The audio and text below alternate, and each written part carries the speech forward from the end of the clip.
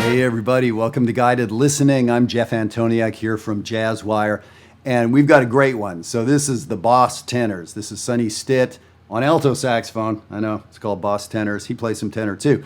Gene Ammons on the tenor saxophone. It's John Houston on piano, player that I don't know really, a Chicago musician as far as I know. Buster Williams on bass, and who is it? George Brown on drums. So again, another name I don't know, and that's probably speaking to my ignorance as much as anything. But it is a big thing. This is recorded in Chicago, and in 1961, and this idea that every town, now Chicago is a big, big place with a huge jazz scene, but if it were Cincinnati, if it were Toronto, if it were San Diego, there would have been great players on their instrument that we've probably never heard of, right? I know all the regional players from Western Canada. Some of those guys are like world class. You should know who they are. And you don't, because they kind of stayed in that region, or they didn't get recorded. They didn't get recorded enough. So it's, that is one of those things, and it's worth reminding ourselves of, is that for every Sonny Stitt, there were 40 other players who we should know, maybe like Sonny Stitt, right? So yeah, it's kind of cool. We're going to be listening to There Is No Greater Love. This is a very straightforward standard. This is one that we're doing at our summit workshops this summer. So next week, I'm going to be in Minneapolis doing our very first Twin Cities summits. I'm really excited about that. And then in about 3 weeks in the DC area for our flagship summer summit. We still have a couple spots. I know you've heard me talk about this before. We would love to work with you in person. I love talking to my camera every week. Wow, it's so much fun talking to my camera. And then you get to listen to me whenever you want. That's great. Glad that you enjoy, these sessions and maybe pick something up. But I tell you what, 2 human beings in the same room, 8 or 10 human beings in the same room playing music together, that's better than YouTube. Just saying. So I hope we're going to see you at one of these summit workshops coming up soon. All right, so let's dig into this. This is one of the songs that we're going to be playing. It's an old song that we've all played a million times, and I wanted to get some kind of new sounds, in my ear.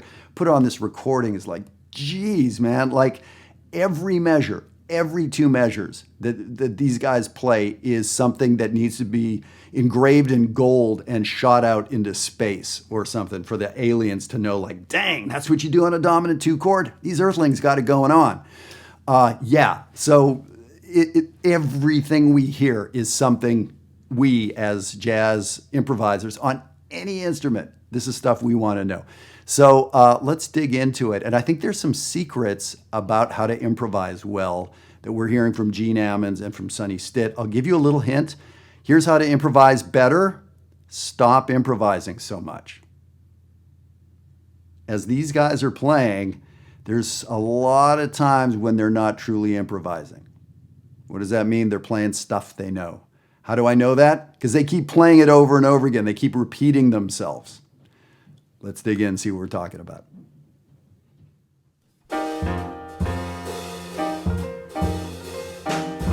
So yeah, nice organized intro. They've obviously rehearsed this, right? A rhythmic thing, a pedal tone on the bass.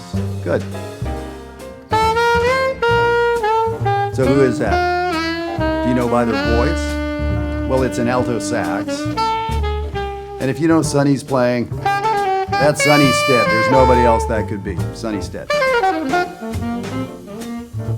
Cool. So Stitt played the first A section. Gene Ammons playing the second A. So that's how they're arranging this tune without really arranging it. Here's the bridge. So they're just kind of alternating back and forth. It's a great way for 2 horn players to play a standard together, but not like on top of each other together. Unsurprisingly, we go back to Gene Ammons. And some cool ideas on how to embellish this melody. Here we go into solos. Cool, solo break. Woo! What a great solo break. 2 or 3 notes, right?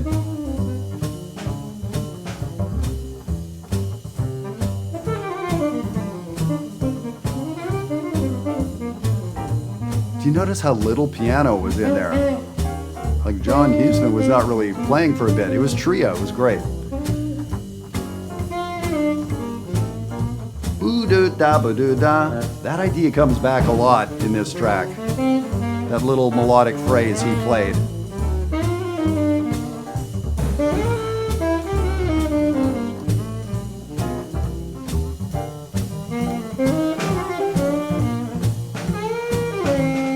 Little bluesy sound. Nice. Just that line there. Learn that. Woo-da-da-ba-doo-da.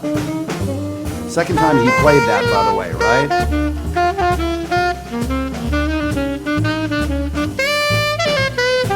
What a nice melodic 4 measures. And then Stitt being Stitt, he just goes to town quickly, right? Again, that bluesy sound on a song that is not a blues. How are those guys doing it? That's just what Ammons played twice. That idea. We've heard that idea 3 times. Was that improvised? That's something these guys knew.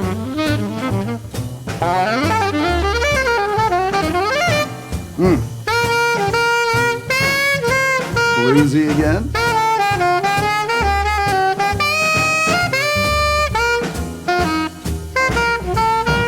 Fourth time we've heard that idea, twice that Stitt's played it in the same chorus. What about all this?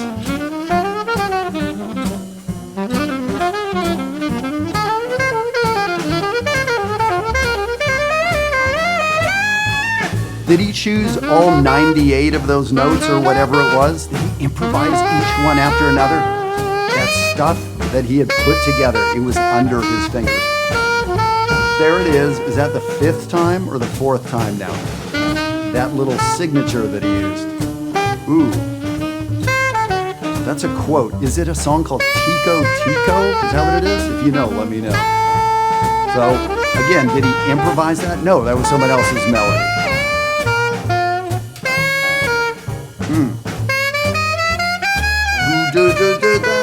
World's oldest lick, chromatically 3rd up to the 5th.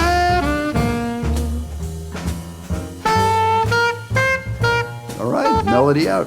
2 sax solos. So Ammons is playing some fills behind Stitt's melody. That's kind of cool. Now, did they switch here? They do. Being a little looser with the melody on the way out. Ba-ba-doo-da. So, I mean, there's that same little phrase ending we've heard 5 times now. Oh, cool.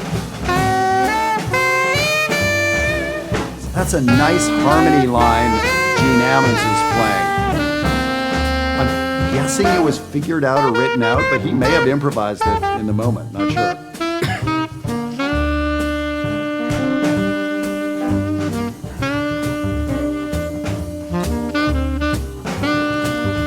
Doing a tag turnaround thing.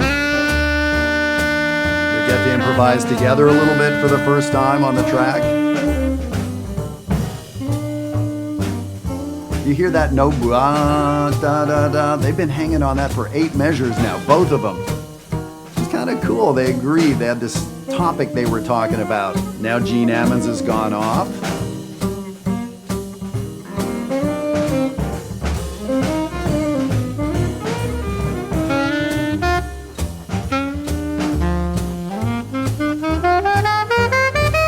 Just that beautiful melodic thing he played there, very diatonic.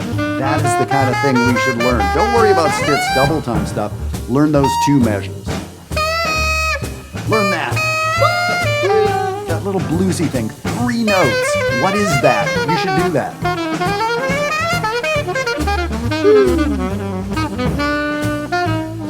Yeah. They've just been looping a 2-5-3-6, 2-5-3-6 progression here. So they're staying in one key area.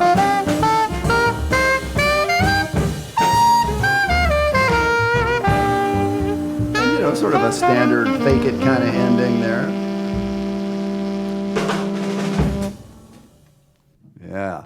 And now, often I like talking about the rhythm section because lots of times, if you're not a drummer, you don't know what the drums do, right? Like we just don't know that language. If you don't play a comping instrument, where does it all come from, right? Like where do those different feels come from? So we dig into a lot of rhythm section stuff here in guided listening today. There was just so much going on with Stitt and Ammons. I wanted to talk about that. Right before we jumped in, I said, how do you improvise better? It's by not improvising so much.